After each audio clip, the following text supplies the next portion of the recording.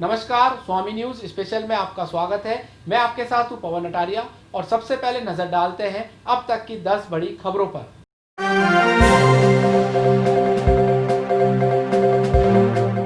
अजमेर में एक बार फिर कोरोना ब्लास्ट हो गया। 8 कोरोना पॉजिटिव मरीज मिलने से अजमेर का आंकड़ा 478 पर पहुंच चुका है।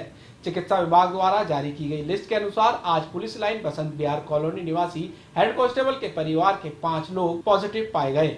परिवार में 8 महीने की बच्ची सहित 2 महिला और 2 पुरुष शामिल हैं। इसी तरह 28 वर्षीय महिला रेलवे कॉलोनी अजय नगर निवासी, 55 वर्षीय 2 पुरुष और हटुंडी हाल दरगाह क्षेत्र के निवासी हैं। सभी पॉजिटिव मरीजों को चिकित्सा विभाग द्वारा जेएलएन अस्पताल के कोविड-19 वार्ड में भर्ती कराया गया है।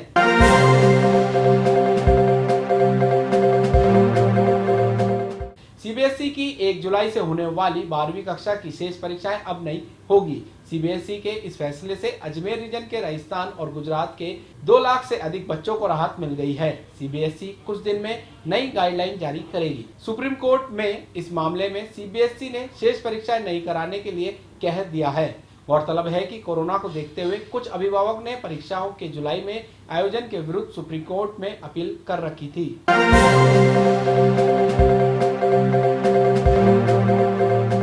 गुलाबड़ी के पास ओवरब्रिज का निर्माण में बाधक बन रही मुख्य सड़क पर बनी 71 दुकानों और थड़ियों को निगम प्रशासन ने नोटिस देकर 7 दिन के भीतर अपने स्तर पर निर्माण हटाने के लिए कहा था।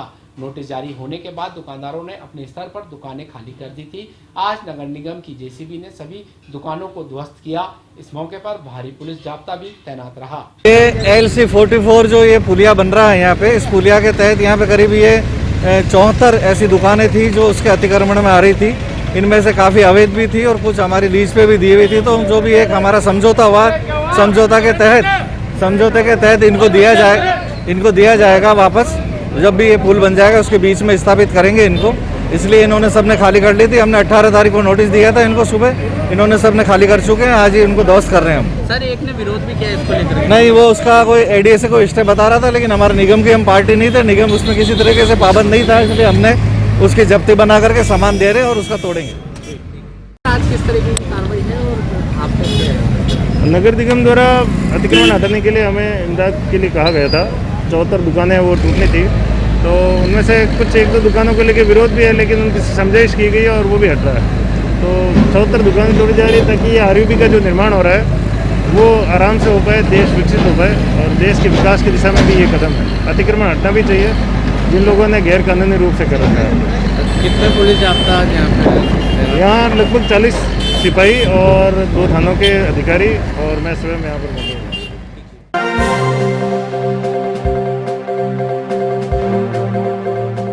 कोरोना महामारी के चलते शहर में लॉकडाउन के दौरान अतिक्रमियों ने अवैध निर्माण करना शुरू कर दिया था। नगर निगम के उपायुक्त गजेंद्र सिंह रलावता ने बताया कि नगर निगम महापौर धर्मेंद्र गहलोत और आयुक्त चिन्मय गोपाल के निर्देश अनुसार आज वैशाली नगर में रमेश चंद और सुनीता सोगानी द्वारा अवैध निर्माण किया गया था, जिस पर आज नगर निगम द्वारा दोनों अवैध निर्माणों को सीज किया गया।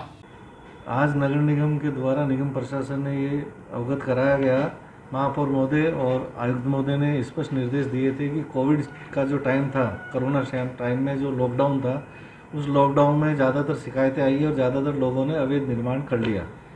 तो उसकी महापौर महोदय और आयुक्त महोदय ने दोनों ने स्पष्ट रूप से अवगत कराया, गंभीरता से लेते हुए कि इनकी जांच की जाए और ऐसे अगर हुए हैं तो उनको सीज किया जाए। तो पिछले 7 दिन से इस संबंध में हमने नोटिस वगैरह जारी कर रखे थे, लोगों से रिपोर्ट ली गई थी और आज वैशाली नगर में 2 संस्थान हम सीज करके आए। एक तो रमेश चंद का है और एक सुनीता सोगानी के नाम से है। एक कॉमर्शियल नक्शा पास था, लेकिन उसका 2 फीट या 3 फीट का सेटबैक में वायलेशन था। और जो रमेश के नाम से, रमेश चंद के जो नाम से थी, इसमें 2 नक्शे पास है आवासीय और बीच में जो दीवार होनी चाहिए थी वो दीवार पूरी नहीं थी, इस पर यह आरोप था और सेटबैक भी इनका कवर है। तो दोनों सीज की।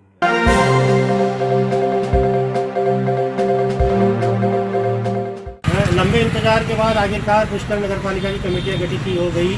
बहरहाल हालांकि कमेटी गठन के साथ ही भाजपा और कांग्रेस में घमासान भी तेज हो गया है, लेकिन जो मुख्य रूप से जिस समिति पर नजर होती है भवन निर्माण समिति काफ़ी महत्वपूर्ण मानी जाती है और उसके मुखिया चुने गए हैं ओम प्रकाश डोलिया, उनसे जानते हैं कि राज्य सरकार ने जो आदेश दिए हैं क्या कहेंगे इस बारे में। आदरणीय राजस्थान के यशस्वी जी मुख्यमंत्री जी श्रीमान अशोक जी गहलोत, श्रीमान प्रदेश अध्यक्ष जी सचिन पायलट जी, हमारे नगरीय शासन मंत्री जी श्री शांति धारीवाल जी एवं स्वायत्त मंत्री श्री रघु जी शर्मा और तथा हमारे जिला अध्यक्ष जी की मेहरबानी से समझ लो या उनके आदेशानुसार समझ लो, उन्होंने जो ये मेरे को कार्य सौंपा है पुष्कर के लिए, मैं पुष्कर की जनता की भलाई के लिए कार्य करूँगा, पुष्कर को लुटेरा मुक्त करूँगा। और प्लस कोई भी अगर मेरे भाई लोग या कोई भी जैसे त्रस्त है इन 5 सालों में या 6 सालों में, मैं सबका उनका कार्य करूँगा। क्यों कि मेरे को पुष्कर की जनता ने चुना है, मैं पुष्कर के हित में और पुष्कर की जनता के लिए मैं बना हूँ, पुष्कर की जनता के लिए मैं कार्य करूँगा। और मैं इन सब का माननीय मुख्यमंत्री जी का, माननीय मेरे मंत्री जी का, माननीय स्वास्थ्य मंत्री जी का, माननीय मेरे जो बड़े बड़े जो जिन्होंने मेरे को इस आदेश के लिए मेरे को आदेश दिया कि आपको पुष्कर का कार्य करना है, जनता की सेवा करनी है, मेरे को जनता की सेवा करनी है। यदि इसके विरुद्ध भी कोई भी अगर सज्जन या कोई भी अगर मेरा भाई अगर कोई भी अगर कहीं भी किसी कोर्ट में जाता है तो कोर्ट सबके लिए खुली है, कोर्ट का हम भी सम्मान करते हैं। और हमने कभी भी कोई भी ऐसा कार्य नहीं किया है। तो जो सबसे मेरी पहले प्राथमिकता होगी पुष्कर के जितने भी जो भी मेरे भाई बंधु, मेरे माँ बहन भाई लोग जो त्रस्त है इन कार्यों से, जो नगरपालिका का कार्य है, चाहे वो नक्शे का कार्य हो, चाहे नामांतरण का कार्य हो, जो त्रस्त लोग हैं उनका सबसे पहले कार्य करूँगा। ये थे वरिष्ठ पार्षद ओम प्रकाश डोलिया, जो कि साथ कह रहे थे कि उन्हें जो जिम्मेदारी सौंपी गई है वो उसको पूरी निष्ठा के साथ निभाएंगे और जो आम लोगों को अब अपने रोजमर्रा के कामों के लिए चक्कर नहीं लगाने पड़ेंगे और तुरंत उनके काम किए जाएंगे। पुष्कर से दिलीप नागरकर, सीताराम पाराशर, स्वामी। भारतीय जनता पार्टी तो हमेशा ये कहती आई है कि जब भी कांग्रेस सरकार में आती है सत्ता का दुरुपयोग करती है। जब से भारतीय जनता पार्टी का बोर्ड यहाँ पे बैठा है तभी से कांग्रेस के कुछ चुनिंदा पार्षद के वो लग रही है कि हम चेयरमैन की कुर्सी कैसे हटवाएं, कैसे चेयरमैन की कुर्सी पे हम बैठे। इसके पीछे जब से बोर्ड बना तब से पीछे लगे हुए हैं। हमने 3 बार भारतीय जनता पार्टी के बोर्ड ने 3 बार मीटिंग बुलाई थी, बजट की मीटिंग बुलाई थी, कमेटियाँ गठित करने की हमने मीटिंग के लिए एजेंडा करा था, लेकिन इन्होंने सत्ता का दुरुपयोग करके DLB से और अपने मंत्रियों से कह करके वो मीटिंगें कैंसिल करवा दी। उसके बाद कोरोना पीरियड आ गया और अब ये अपनी कमेटियाँ अपने हिसाब से बना रहे हैं, जिसमें भी आपसे खींचातान हो रही है। मेरी राजनीतिक कैरियर का ये पहला मौका है यहाँ पे पुष्कर के अंदर कि सरकार चेयरमैन किसी और का, कमेटियाँ किसी और की, ये तो वो बात हो गई। तो मुख्यमंत्री तो अशोक गहलोत हो और हम भारतीय जनता पार्टी वाले मंत्रिमंडल गठित कर ले में राजी हो जावे, ये चलने वाली बात नहीं है। ये कानून के भी खिलाफ है और खुला सत्ता का ये दुरुपयोग कर रहे हैं। इस संबंध में भाजपा की आगे की रणनीति क्या रहेगी? हम आगे की रणनीति हम कोर्ट में जाएंगे इस मामले को लेकर के और कोर्ट के अंदर हमारा पक्ष रखेंगे और कोर्ट इसको मुंह तोड़ जवाब देगा।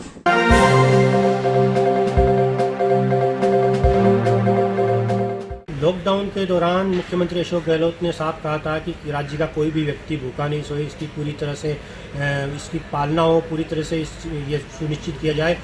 लेकिन जब से अनलॉकडाउन लगा है खाद्य सामग्री जरूरतमंदों को नहीं मिल पा रही है और इसी से आक्रोशित होकर आज ये वार्ड 1, 3, 9, 11 के जो करीबन 50 महिलाएं पुष्कर के तहसील कार्यालय पहुंची और वहां पर जाकर कांग्रेस नेता गोपाल तिलोनिया के नेतृत्व में प्रदर्शन किया। इन महिलाओं ने बताया कि राज्य सरकार की ओर से तो खाद्य सामग्री लगातार आ रही है लेकिन प्रशासन उन तक नहीं पहुंचा रहा है।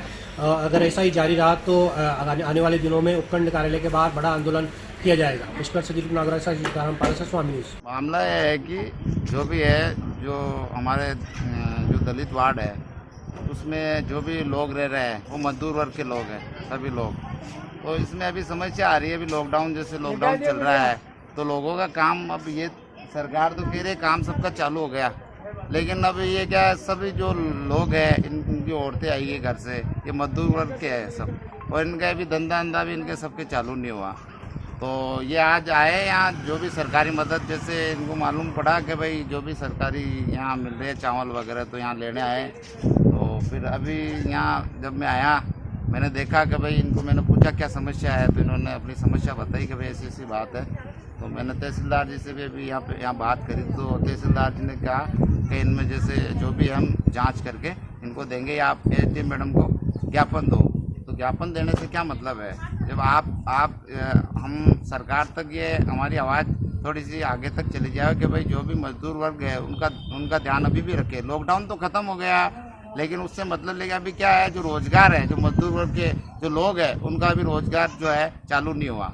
तो मेरी सरकार से मेरा यही निवेदन है कि जो गरीब तबके के लोग हैं उनकी थोड़ी सी क्या सरकार सोचे, और जो भी सरकारी मदद हो उन तक पहुँचे। अभी मिली या नहीं मिली सामग्री? अभी तहसीलदार जी ने अभी बताया कि भाई लिस्ट बनाओ आप, हम इनकी जांच करके फिर हम देंगे। जो नगर पालिका वार्ड से कई लोग खाद्य सामग्री को लेकर आए थे, क्योंकि यहाँ जो किट आए थे हमने नगर पालिका एरिया में और ग्राम पंचायत एरिया में हमने डिस्ट्रीब्यूशन कर दिया था। इन लोगों को नगर पालिका कई लोगों ने बता दिया कि तहसील में मिल रहा है खाद्य सामग्री, को हमने समझाया कि जिनके भी आप खाद्य सुरक्षा है नगर से जुड़े हुए हैं, संबंधित राशन की दुकान से अपना राशन वहाँ से ले लें। इनको समझा दिया, उनके समझ में आ गई और ये लोग सहमत थे।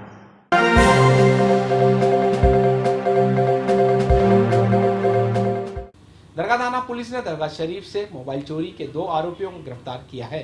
दरगाह थाना प्रभारी हेमराज ने बताया कि टीम द्वारा तकनीकी माध्यमों की सहायता से चोरी गए मोबाइल के खरीदार नागौर निवासी सलीम को गिरफ्तार किया गया। उसकी निशानदेही से मोबाइल चोरी करने वाले निजामुद्दीन उर्फ निजाम को भी गिरफ्तार किया गया। बम्बई निवासी एक व्यक्ति ने करीब 6 महीने पहले अपना दरगाह में मोबाइल चोरी के संबंध में रिपोर्ट दर्ज कराई थी, जिसके संबंध में तकनीकी माध्यमों से तफ्तीश की जाकर उस मोबाइल का पता लगाया गया। तो हरसौर निवासी सलीम द्वारा उसको उपयोग में लेना पाया गया, जिस पर सलीम को मैं मोबाइल के गिरफ्तार किया गया। वह उसने निजामुद्दीन निवासी लोंगिया से खरीदना बताया, जिस पर निजामुद्दीन को लाकर गिरफ्तार करके पूछताछ की गई, जिसके द्वारा जुर्म स्वीकार करने पर उसको गिरफ्तार किया गया।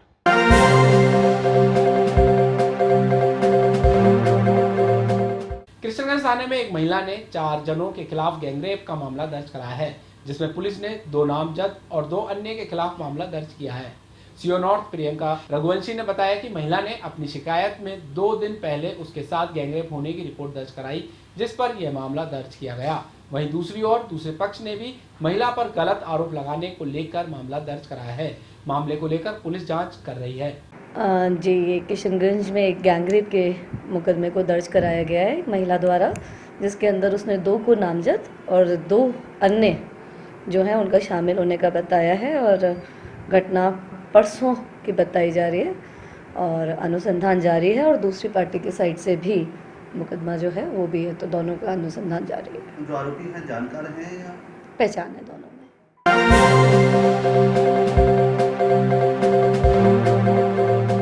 केंद्रीय मंत्री नितिन गडकरी की 27 जून को होने वाली वर्चुअल रैली को लेकर भाजपा शहर के सभी वार्डों में स्क्रीन लगाकर छोटे छोटे समूहों में भाजपा कार्यकर्ता इस रैली से जुड़ेंगे। यह बात गुरुवार को भाजपा शहर जिला के पदाधिकारियों की बैठक में विधायक अनीता बदेल ने कही। बदेल ने कहा कि अभी से सभी कार्यकर्ता वीडियो बनाकर वर्चुअल रैली को सफल बनाने के लिए जुट जाएं। कोरोना की वजह से पूरे देश भर में लॉकडाउन हुआ है, और अभी भी लॉकडाउन के खुलने के बाद भी कोरोना का खतरा खत्म नहीं हुआ है। इसको ध्यान में रखते हुए भारतीय जनता पार्टी के शासन, जो केंद्र में नरेंद्र मोदी जी के नेतृत्व वाली सरकार है, उस सरकार के दूसरे कार्यकाल का पहला वर्ष समाप्त हुआ है। उसके उपलक्ष्य में राजस्थान में वर्चुअल रैलियों का आयोजन किया जा रहा है। इसी क्रम में आने वाली 27 तारीख को शाम को 5 बजे माननीय नितिन गडकरी जी, जो हमारे भारतीय जनता पार्टी के पूर्व राष्ट्रीय अध्यक्ष हैं और वर्तमान में नरेंद्र मोदी जी की सरकार में सड़क परिवहन और जहाजरानी मंत्री हैं, निश्चित रूप से उनके कार्यकाल में ही स्वर्णिम चतुर्भुज योजना, जब अटल जी की सरकार केंद्र में थी तब स्वर्णिम चतुर्भुज योजना आई। उन्होंने महाराष्ट्र में मंत्री रहते हुए बहुत अच्छा कार्य किया सड़कों के मामले में, इसलिए देश भर में महाराष्ट्र पहले नंबर पर है, और उन्हीं मंत्री महोदय का उद्बोधन हमें 27 तारीख को सुनने को मिलेगा।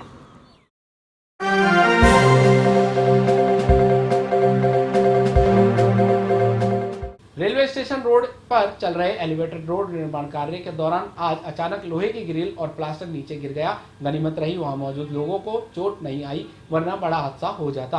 क्षेत्रवासियों के अनुसार निर्माण कार्य के दौरान कुछ समय के लिए वाहन चालकों को रोक दिया गया था।